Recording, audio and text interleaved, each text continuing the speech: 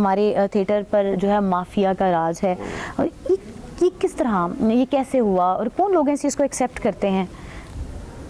بس لمبی داستان ہے. اصل میں تھیٹر میں جو ہے نا، یہ آرٹسٹ جو ہیں یہ بڑے معصوم لوگ ہوتے ہیں اور بڑے ہی سینسٹیو ہوتے ہیں.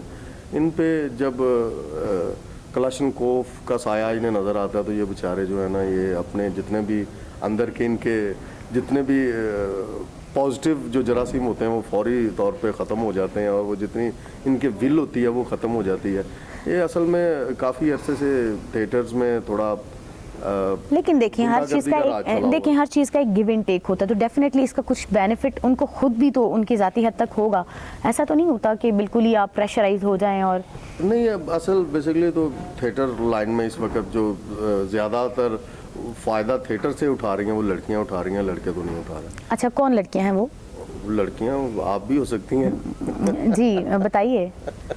مختلف لڑکیاں ہیں جو مطلب اپنے کام کی وجہ سے تھیٹر پہ کام نہیں کر رہی ہیں. وہ اپنے جسٹ ریلیشن کی وجہ سے. میں تو بڑا اسٹریٹ فارورڈ بن رہا ہوں. میں کہتا ہوں کہ ایک لڑکی آئی ہے تھیٹر میں، اس نے بجائے کہ آ کے اسٹرگل کی ہے، اس نے آ کے کام سیکھا ہے، کام پہ توجہ دی ہے.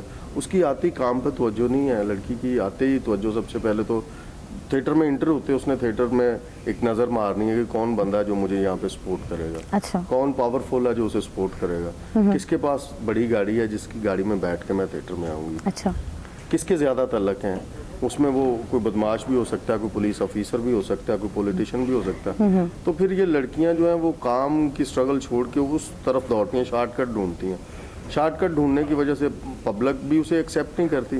ابھی اگر آپ ایک لینڈ لارڈ بندے کے ساتھ فرینڈ شپ بنا کے تھیٹر میں انٹری ماریں گی اور وہ آپ کو ٹوٹلی جو ہے وہ سپورٹ کرے گا ہر حوالے سے، جس میں انر پاکستان کی ویڈیوز دیکھنے کے لیے ہمارا چینل سبسکرائب کیجئے اور بیل کے آئیکن پر کلک کیجئے تاکہ آپ ہماری تمام آنے والی ویڈیوز سے باخبر رہ سکیں.